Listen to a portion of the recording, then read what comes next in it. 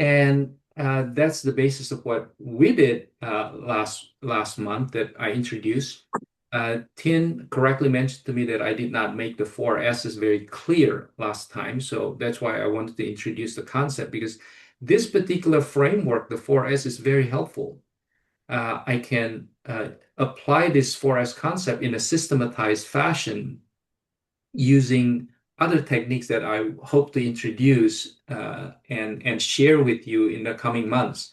Some of the psychosensory techniques, such as havening, that I find it very helpful, and other psychosensory techniques, such as the emotional freedom technique, that I find the abbreviated version that works very well, the eutaptics, or some of the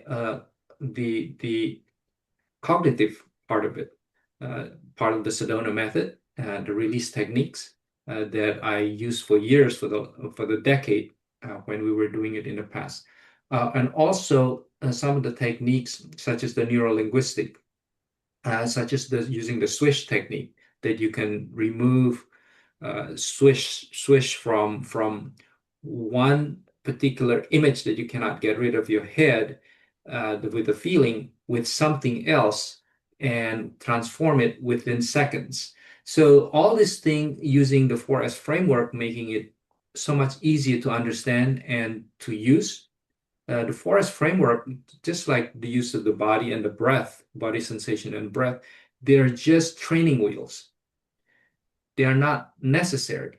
Like last month, I used a lot of the sighing, like going, it's not really necessary, but at the beginning, it helps create that feeling in the body, that felt sense of release, what the release means to the body, what forgiveness, releasing, letting go means, how in the body, but it's not necessary.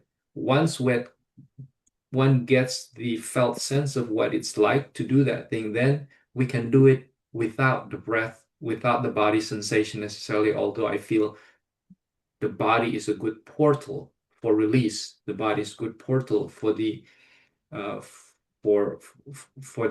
entrance into this present moment, this mindful moment. So anyway, being said that, what I'd like to do is to expand what we did last week, but starting out with perhaps a few cycles of this four S's, introduce that, and then I'd like to expand on this expansiveness itself, the stage number two, the 2S. So I invite you to just maybe go with me as I guide you through this thing. You don't have to close your eyes. You can close your eyes, you can open your eyes. And at the beginning, closing your eyes may be more helpful for you to really feel what the felt sense in the body, what relaxing, what releasing is like. But it's not necessarily at some point in the end. What I'd like is for people to practice it with eyes open so that we can practice it throughout the day. We don't have to look awkward, suddenly close our eyes, do, oh, stop, and we can just do it at any time, any circumstance, even when you're driving, when you are talking to someone, when you're in a meeting, etc. You can do that, okay? So if you just take a moment to just find a moment to just stop whatever thing that is happening in this moment that you're doing. You're listening to me, or you have some other thought in your mind, or you're thinking about dinner, you're thinking about a thing, just stop. And bring that awareness back inside. Sometimes that stopping is very helpful. Also, if we think about taking a breath in, and right at the end of the in-breath, if we just hold it for a microsecond or a second or two, when there's no movement, the mind follows the body. When the body stops for just a few seconds, you can breathe again, but just a brief second of the in-breath, at the end of the in-breath before the out-breath, we just hold. Just notice the stillness is already there. We cannot make stillness, but the stillness can only be recognized when can only be still, cannot become still. Because any effort to do that is antithesis to stillness. So when we recognize that thing, no. And once we recognize it, it's much simpler. Even without the deeper in-breath, out-breath, we can just feel at the end of the in-breath, or just notice the stillness that's already there. bringing the awareness back into the body, and then just release. We can use the breath, the out breath to help, even with the normal breath. It's the feeling like as though after a long day's work, you come home and you sit into your favorite sofa and you just let out a nice, so nice to be home. Indeed, you come home into your inner sanctum. And that kind of release by dropping the shoulders. Shoulders are oftentimes the first thing that we notice. And dropping the shoulders, softening the whole body, relaxing the neck, and then the chest and the abdomen, usually the place that we feel most of our emotions feeling. Just feel like as though you're letting your belly drop. Yeah.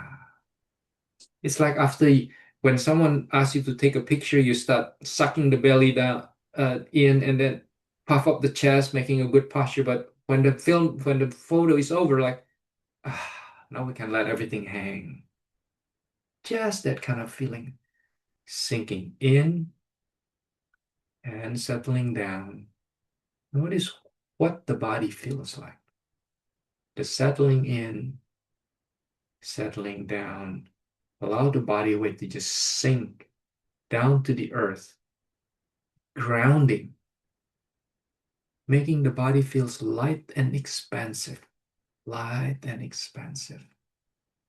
Sinking in, down, the expansion of that. So that whatever stickiness that we're feeling inside the body, just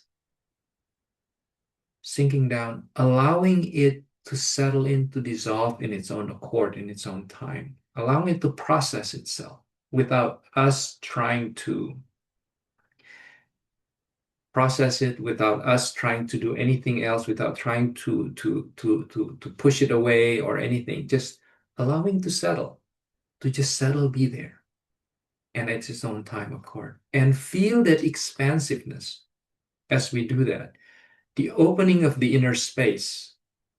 And it also helps if we stretch our fingers, our body a little bit, not in a muscular way, just feeling a little bit stretched, the stretching of the fascia, opening up the chest, opening up the back, even opening up the arms. I sometimes practice just by really opening up my own arms and hands. And this is a stretching like the Spider-Man wetsuit outside. The stretching of the entire body, opening up the space, it also opens up the meridians, the acupuncture meridian, allowing the energy to flow again instead of the contraction.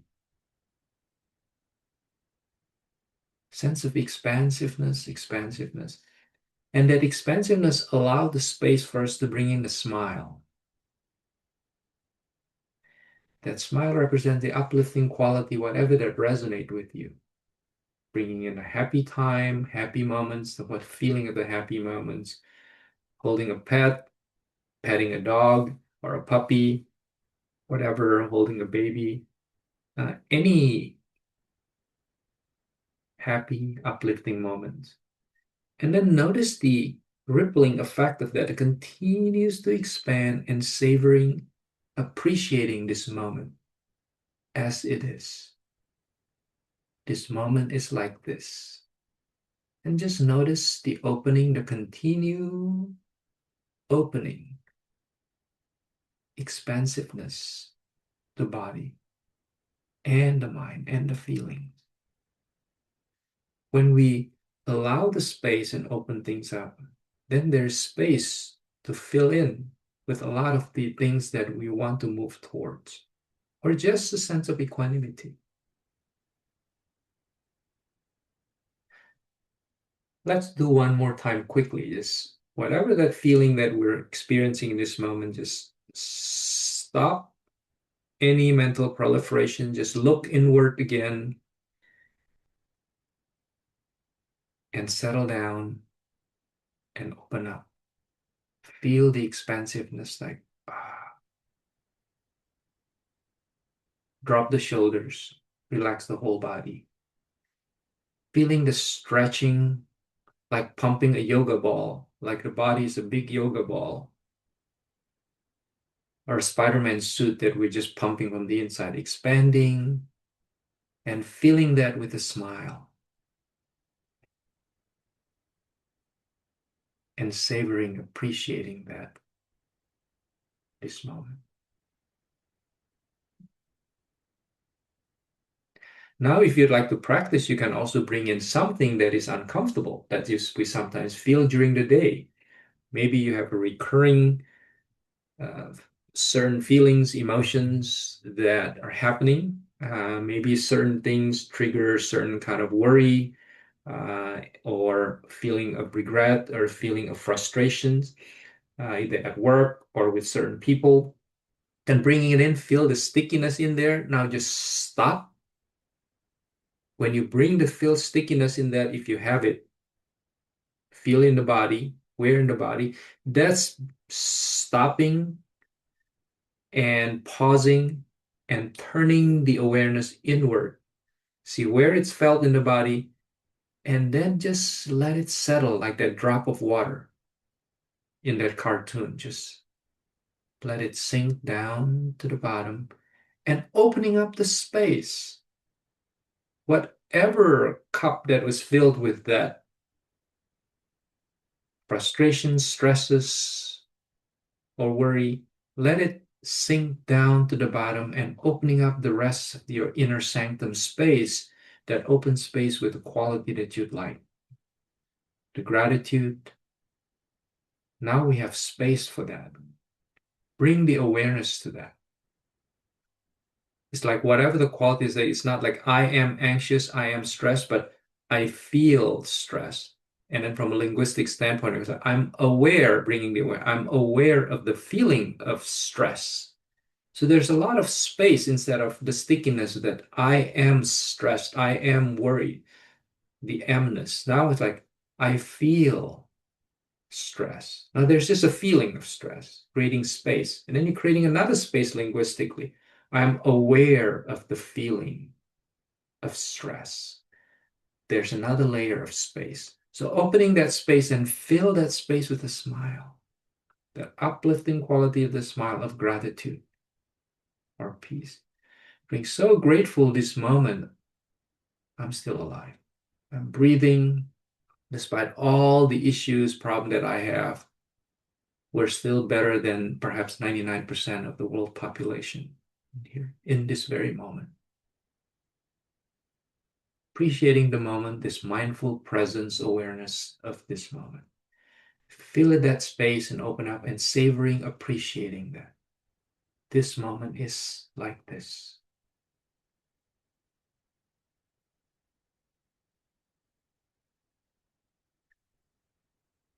So that's one way that we can actually, during the day, when something triggers us, something happens, that we can also use this technique, this 4S.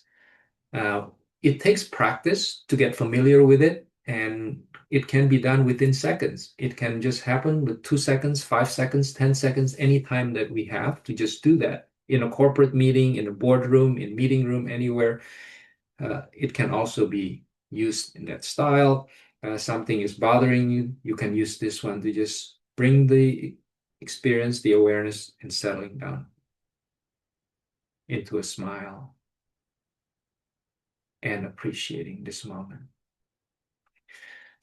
So in the remaining minutes, what I'd like is I'd like to invite you to open your eyes if you have your eyes closed. I'd like to introduce you to one more technique in here for other people, is that if you can see me, is that it's very helpful if you have some feelings or emotions that are bothering you. We can also do physiologic correlate to this thing. So physiologically, expansion, the opening, is just we're creating really opening space, transforming the sympathetic overdrive into parasympathetic ventral vagal state. So what I suggest to you is that if you have some rather negative, quote unquote, negative feelings, emotions, a state that you sometimes experience throughout the day, this is also a technique that you can use. You need to keep your eyes open. Is that I'm going to show you this thing. It's just by creating space. You can sit down in a sitting position, don't slouch, but just open up, or standing up, but creating the space. And if you're alone in your office, in your room, by standing up, open your chest, open your back, and stretch your spine, open your legs also straight, and really occupying space, creating space. And use your eyes to tilt to look up a little bit, about 15 to 30 degrees. That helps generate the alpha waves that calms things down as well. And then smile, just opening up. This is the second S, is stop and settling down, creating the expansiveness of the space, and just smile. Even if you have a fake smile, if it's better if you just lift your cheeks a little bit up, make your eyes squint a little bit, and that's the real facial smile, not just a lip smile. And when you're in this position, it's really hard for you to generate negativity. It's hard for you to feel frustrated, angry, depressed, etc., feeling anxious or worried. If you just open up the body, open up the space physically, and look up a little bit and just smile and settle down, smile. Release the tension, smile. This is a technique that sometimes I use when I feel frustrated about something happening, and just uh, something that you can use physical body to stretch and allow the mind to resonate with the body. And so try it out. What I would like to leave with you is that if any of these techniques that I share with you today seem to resonate with you, try to practice it a few times until we meet again next month, or send me an email about how things are going with that, if there's any issues, problem. And I would love to just hear about your experiences. Things that work for me may not work for you. So, and combine it with the practice of gratitude, and gratitude at night before I fall asleep. Just find a few things that I can be grateful for. And then I fall asleep into gratitude. And then the first thing in the morning, waking up, find a few things that I can be grateful for. So I settle into the sleep with gratitude. I wake up in the morning feeling the gratitude. And then throughout the day, I practice this thing also. And letting go, not little letting go, just letting things settle down and let the releases happens. Whatever that I'm feeling, just rather release and continue to feel the gratitude throughout the day. And as I said, practice makes habit. And if we create the habit of gratitude throughout the day at night, I think we can truly have a life that's filled with gratitude. So let me stop there. And I would invite you to share your experiences, what works, what doesn't work, and how you use it, or you have other comments, questions. We have a lot of people with experiences as well. Thank you.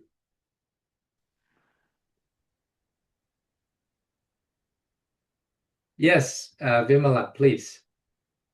Thank you so much. Since you introduced me to this uh, some time ago, I have been using it quite effectively because I have this problem of rumination, or should I say, had this problem of rumination, and constantly, sometimes very remorseful. And I've been using this technique so effectively. And last time, I think in one of our Saturday sanghas, it was just Dr. Susanto and me and Tin. I think the three of us were there. And it was really very nice because I added another step to it, that I stop, I become aware of the stillness in my head, in that small pause of the breath. And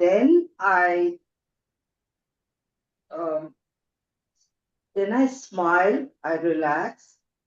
But most importantly, when I'm aware of the stillness, when I let go, I try to fill it up with a feeling of loving kindness. And that has helped me a lot because I think of a group of people or a situation or to myself. And this is really effective because this has helped in this breaking this cycle in me of rumination. And I find a big difference in the last 1.5 months. It's been very effective. Great. Thank you for sharing. Yes, yes. Vimal is very experienced. Many also your experience in meditation helps, I think. Yeah. And yeah, we've been practicing this thing in a different format, different way of longer meditation. And as I said, this can be done in a few seconds. So when I was at work and before my retirement, I used to do this thing just within like 5 seconds, 10-second little time here and there. But we also use this for the 1 hour meditation in our Sangha on Saturdays. Yeah. Thank you for sharing. Great. Anyone else have any comments? Did you feel anything at all? Experience any, or it doesn't work? Or hey, Kathy, you're muted. I'm sorry. Can you hear me? Yes.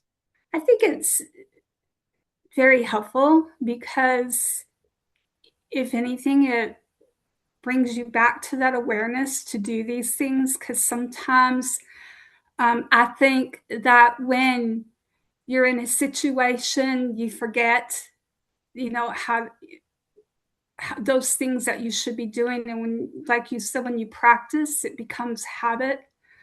So, like you said, to look up and smile, I don't, as by practice, do that. I will start trying more, like in a room, but I find that I do that outside. I love to look up at the trees. I love to feel the wind on my face. I like to feel the sun.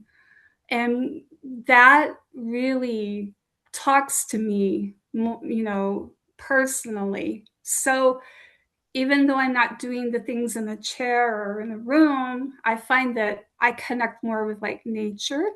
So, and when I was in my classroom, and if it were a really bad day or somebody said something horrible, I know when the kids walked out, I would put my arms out and I would twirl. I would just twirl.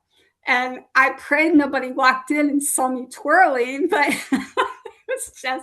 it was so relaxing just to twirl. So my saying is, when in doubt, twirl. But yes, it does help tremendously. And I think it's important to bring back that gratitude. And I am a big proponent for smiling a lot. So I think it helps your heart. Well, Kathy, you are like a Wonder Woman, right? That's how she did, right? Twirling. You have to twirl.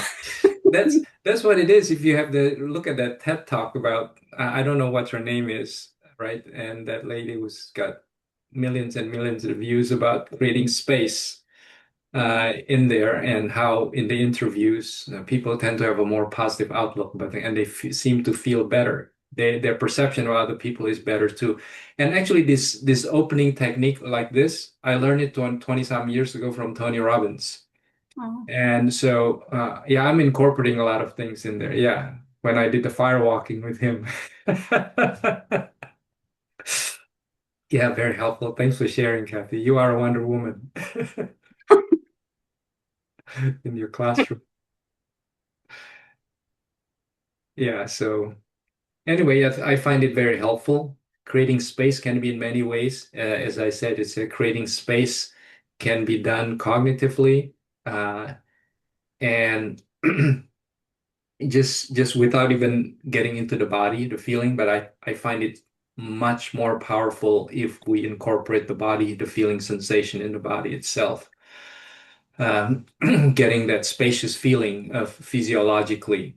And indeed, it's actually a physical feeling. And there is a course that if you want to learn about the fascia, is that the Jack Thompson coaching it's very good at about you can get the fascia exercise. I mean, fascia is very important nowadays in terms of the internal arts, whether it's martial arts or spirituality or even in this sense of emotional health and mind fitness.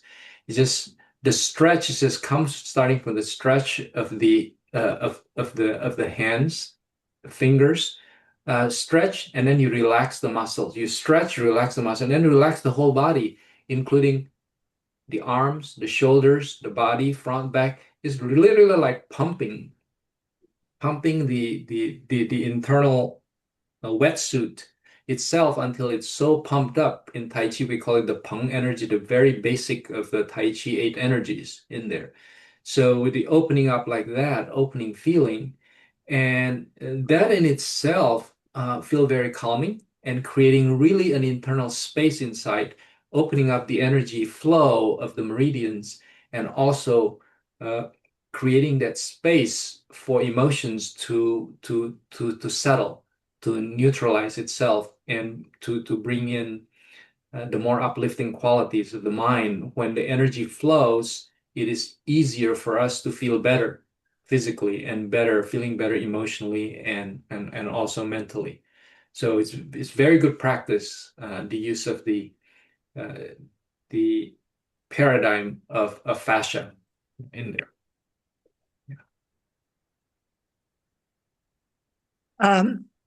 Thank you so much, Irawan.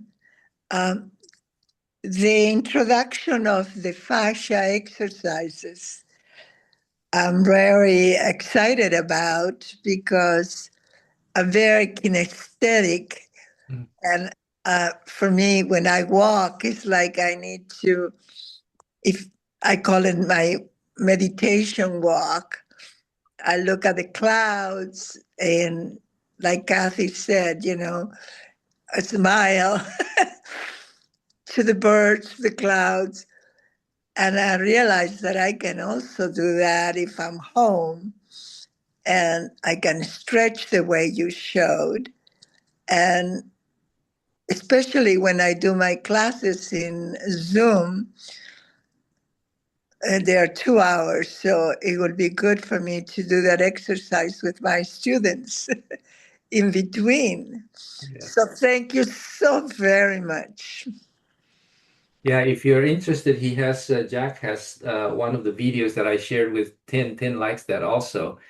Is the video of sitting by stretching the fascia, and it's only about 7 or 8 minutes of video. It's actually very, very good, and it's he even says that if you practice like this, if more and more people practice this kind of sitting, stretching of the fascia, sitting and walking using the fascia, not so much with the muscle, he says that we can get a lot of these chiropractors and orthopedic surgeon kind of out of a job, maybe even Tin, right? Maybe that's What is his last name? Jack Thompson. Thompson. Yeah. And Tin, can you, the one that I sent to you, can you send it? Oh, wait a minute. I probably could put it in the chat here, his link. Let me send this link to the chat that you can check it out. And let's see the chat here. You'll see it on the chat. It's in the video, YouTube. Yeah, check that out. It's very good. He has a whole course on the fascia training, and all resonate well with me because when I spent 2 months in Thailand last year, that is the very basis. It's so-called elastic force qigong, based on the elasticity of the fascia instead of the strength of the muscle, rigidity of the muscle, is the elasticity of the fascia itself. And that's where a lot of the internal energies, the Tai Chi, the Aikido, etc., that utilizes the internal strength, the elasticity of the movement, and generating power from that. A lot of power can be generated physically from that. That's why some old, you see that old martial arts masters like the Aikido founder or sensei when he was in the, I think, 70s or 80s. He was dying from liver cancer, bedridden, but he could still throw his student across the room. He was just using the fascia strength, not the muscle strength. Yeah, so it's very Wow. helpful. Creating space. Yeah, Irwan and I went to over the weekend to Ojai. I want to share a few things that we learned that was really profound. It was a event that the Krishnamurti Foundation set up, and they apparently have it every year. And this it was free to the community.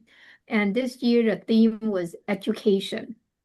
And what they talked about was how the education we have in general does not teach us about ourselves. It teaches us to chase after something that is external from ourselves, and that we lack this awareness to turn inward. And I took snapshots of some of the quotes that I really loved. And it's that if we are fully aware of what is, we shall understand it and be free of it. But to be aware of what we are, we must stop struggling after something which we are not. And it really hit hard because I realized that in our daily life, a lot of time we lack the awareness. And just to bring the awareness to something, then you are transforming it. And so the idea is that if we are the word and the word is us, but if we don't transform, then the word is not going to transform as well. So that's one thing that I took away from that knowledge does not equal to intellect. Like we all know that smoking is bad, but there are people who's going to smoke anyway, or we know that killing is bad. Some people's going to kill anyway, or alcohol is bad. People's going to drink it anyway. So knowledge that we receive does not translate to the inner wisdom that is needed, and how important it is that we should start teaching our kids how to cultivate this inner transformation and not chasing something that is outside of us. And the other thing, speaking of the 3S that I thought was really profound, was this speaker talked about conditioning, and can you let go of the conditioning and be deconditioned? And she said that what she resonated with is silence, stillness, and spaciousness. And everyone and I looked at each other, was like, wow.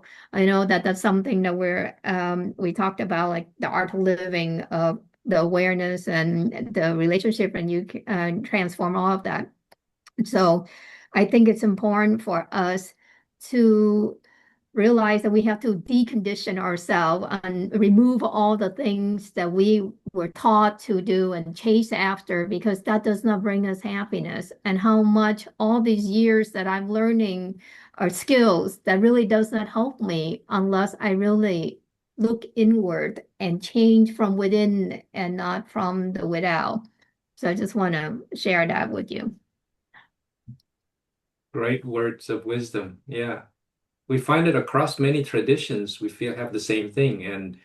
And so our ART, the first thing is the awareness, and then developing a relationship, transforming our relationship in there, and the transformation happen. And the 4S is just a framework, a paradigm. It's not rigid. It's just a training wheel. It's very helpful and across many traditions. I'm sure same thing with the Judeo-Christian traditions and other types I would of say traditions. differently, Erwan. I think in the Jewish religion, there is a sense of otherness. You are responsible for other people. You don't, I think that's something we're not necessarily taught. But if I'm only for myself, who will be for me?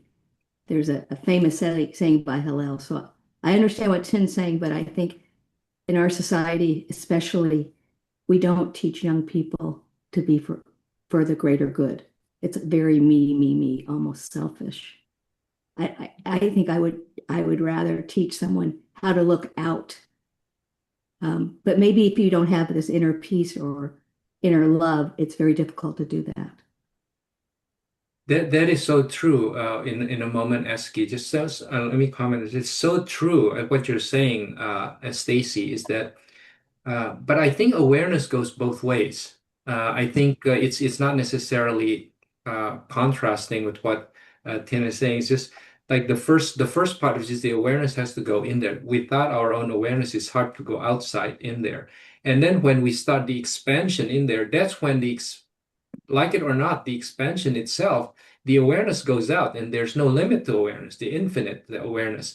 So that's how we, like last month, I talked a little bit about the emotional intelligence. If we look at Dan Goleman's definition, which a lot of people use, the four parts of the emotional intelligence, is that the first part is just turning the awareness in, being aware of our own self-aware. Because if we're not aware of our own feeling, it's hard for us to feel other people to be, and bringing that, and then modulating. The second part is modulating, regulating our emotion. If we're so angry, so upset, we're bringing out that awareness of anger out there. So this is the transformation, is just first bringing it in, stopping, pausing, feel the stillness, and then regulate, transform inside. Once we transform inside, the third part of it is that's when creating the empathy, and we actually create it out, be the alpha tuning fork, just allowing other people to actually feel. We can feel the empathy, etc. And the fourth part of that, Dan Goleman's definition, is just to use that as a means to create like social goodness in there, and to like what you're saying, the young people oftentimes they get stuck in there, and they may not even be able to regulate. It's just all me, me, me. You're absolutely right. And having this thing regulate myself, understand myself in there, and then opening up that space that now I have room to feel the empathy for other people. Now I can extend it to other people and use that skill to create social harmony. So I think it's a beautiful thing, the four parts of that emotional intelligence based on that model, Dan Goleman's model itself. Yeah. And so, yeah, very beautiful. Eski, you. Hi, good evening, everyone. Thank you very much. I think what you taught us last week, I was able to use it at the hospital. I wish there were more people that would join so that we could learn a lot more. My question is for children. I have a preteen, in order to teach him how to meditate and how to be in practice, what would you recommend? Clearly, at this, she can't join the Zoom, but do you guys have any recommendation? I'm not sure I'd be the best one. I can ask other people because we don't have children. But I was just thinking that, having said that, just bringing them, the Krishnamurti school is very good at doing that. They have school from I think from primary school all the way to high school. And the purpose is just not, it's a balancing act. I don't know how they do it specifically, but the whole conference is about that. Last weekend is that you need to create at the same time, uh, condition them into social norm, because to live in a society we need to know certain things, right? And how to behave within the society. But at the same time, these conditions that we uh, that we introduce to our kids, to young kids, end up stifling them, stifling their creativity, the authenticity, that may actually kind of impede their self-actualization, etc. How do we to do this thing? Uh, I probably am not the best one. I would admit to know this thing, but at the same time, when I used to go to the retreats by the release technique from the Lester Levenson's teaching, the Sedona method and the release technique, they did have camps for children. And what they were doing to these children, I can just tell you what they were doing to these children is that they use the animation for the children. One of the things is to somatically feel, bringing the awareness back. When the kids are not feeling so good, they're like fighting with each other or something happening. They're not.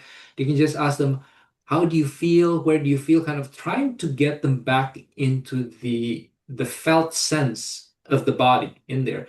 And then they said it's like an energy. It's just like, can you just think about, there are a lot of butterflies that is still inside. Some people feel like butterfly in the stomach, and can you just open up the window, let the butterfly go, something like that, and having them the means to actually somatically release, open up the feeling. Because using the visualization, the kids visualize very well oftentimes. Opening up, oh yeah, opening up, I let the butterflies out. Now I feel better, things like that.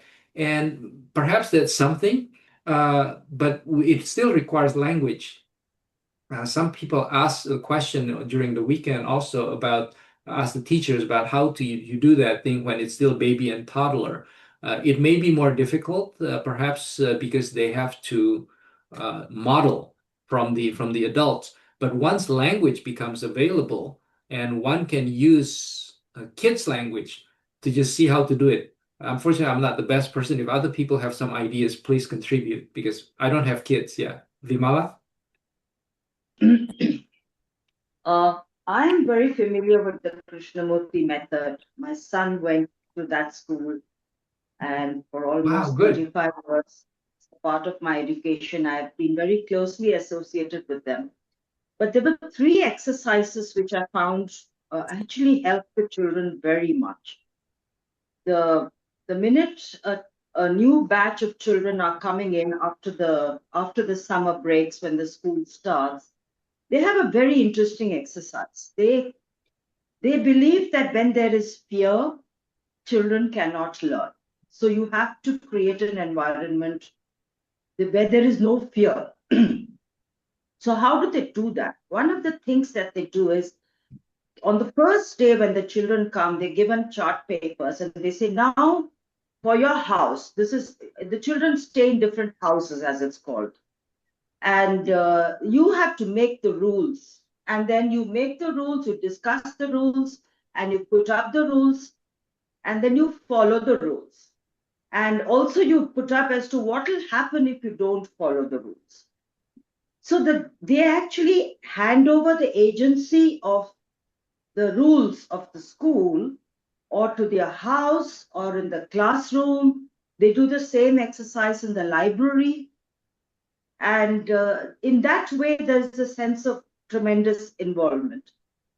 The second practice that I found, it was really beautiful because my son went to one of those schools and he, even today, after so many years, he remembers that exercise, that every day at sunset, the bell goes off and all the children climb this little hill or wherever, in whichever Krishnamurti school, there's always a place where they call it a sunset point. And the children gather at the sunset point because these are all residential schools in India. And they remain silent for about 15 minutes. It's just silence. They don't tell them do this or think this and that silence actually settles the group very beautifully. And the third very beautiful practice I have found, which was that to enable the children to act like their children work in small groups. They work in groups of 3 or 4 or 5. And the main aim of work in group is not to compete, but to support each other to learn. And in India, there's a lot of competition. It's like China and South Korea. These exams, which are really hanging heavy on the heads of children. But in these Krishnamurti schools, they do it very differently. And in all my years of reading Krishnamurti, going to their schools, spending time in the schools, I really found these three practices were so beautiful, especially the first one of the children making their own rules. Of course, the teacher is there when the children are working. But for instance, there was one rule that the children are not allowed to bring their record players. Those days when my son was studying, there was no iPad and all that. It was free. Those little cassette players that Sony that he used to get. Yes. So what will be the punishment? The punishment is, okay, the teacher will take it away. And when the children go on a hike or something, all the children can use it. And then when the children are going home, it is returned. So the children decided what punishment they will have. So it was such a fascinating way in which they deal with education. I can share some stuff that I've written about at schools. I mean, I really enjoyed my experiences there. Long time ago, of course. If you want to, I can introduce the two of you to do that thing. I just want to say, if Vimala, if you don't mind, I just want to say Vimala is a retired professor in India. She is Harvard educated professor, and she's been instrumental in kind of like supporting children, especially young women, etc. And a proponent, kind of all her life. It's just amazing, tremendous gratitude for someone like you, Vimala. So she has a lot of experience with children education. Yeah. Thank you. Very happy to share my experiences. Thank you so much for those very kind words. Anyway, yeah. So to respect everybody's time, it's the hour, and I'd like to thank all of you for being here and to share the time and just to hang out and share ideas, support, and if you have other things that you'd like to share, also kind of love to have it. So if some of you would like to hang out a little bit longer, kind of Tin and I are here. We can chat a little bit, but to respect other people's time, if you have to go, So yeah, thank you. our next meditation, as a reminder, is June the 2nd. That's the Tuesday, the first Tuesday at 7 o'clock again, in the evening. Now, a challenge is that why don't we be aware, and let's just say that you use the method of stop and sink in or settle in and smile and see how many times you're doing it per day and keep record of it. I used to play these games with myself and reward myself, and I set the standard. I said, okay, I'm going to do 3 times today, and the next I'm going to do 4 times, and the next I'm going to do 5 times. And if I didn't get it right, I would punish myself and say, okay, no ice cream today. So, I make my own rule as well, but I made it like a game. So I'm like, okay, I got to reach this goal. And if I did something good, I will put a bean in a little bag. And then at the end of the week, I count how many beans I got. So I think that it would be rewarding for us, even though we're adults and not kids, but to do something like that, just so we can bring awareness to ourselves. And if can do it without the technique, that is even better. But that will be your challenge for this coming week, is to see approximately if you reach your goal and what is your punishment, like Vimala said. Let's just make our own rules and what is our punishment as well as reward. Okay. So thank you for being here, and thank you, Dr. Susanto. Thank you. Thank you, Thanks, everyone. everyone. Yeah, Thank you appreciate very it. much. I've shared my email on the chat, so anyone wants to get in touch, it's fine. Thank you. Thank you very much. It was wonderful. Thank I you. had such a wonderful prolo treatment today that I'm falling asleep. So I just need to rest. So for my Dr. Tin, the rest. Yes. So Yes. thank you so much, all of you, and I'll see you next month. Yes. Yes. Thank you. We can share how much we have practiced. Yes. Can I suggest something Yes. Yes. before I go? Yeah. I like to change the word punishment for consequence. Yeah, good. That's a very good point. Yeah. Yeah. Yeah, because punishment is like no good. We shouldn't punish ourselves, but we have to be responsible for our consequences. Yeah. Thank you, Maria. Does that make sense? Yes. Yes. Yes. It's very important. Language is very important. Yeah. Yeah, Linguistically. Yeah. because when I was teaching, I always told my children there is no punishment here, but you have to deal with your the consequence of your actions. Yeah. Whatever that. Perfect. Yes. Yes. Thank you, everyone. Thank you, Maria. Really Such appreciate wonderful you wisdom all. of that. Yeah. Yeah. The wisdom of the consequences. Yeah. Good night. Good night, Maria. Bye. Bye.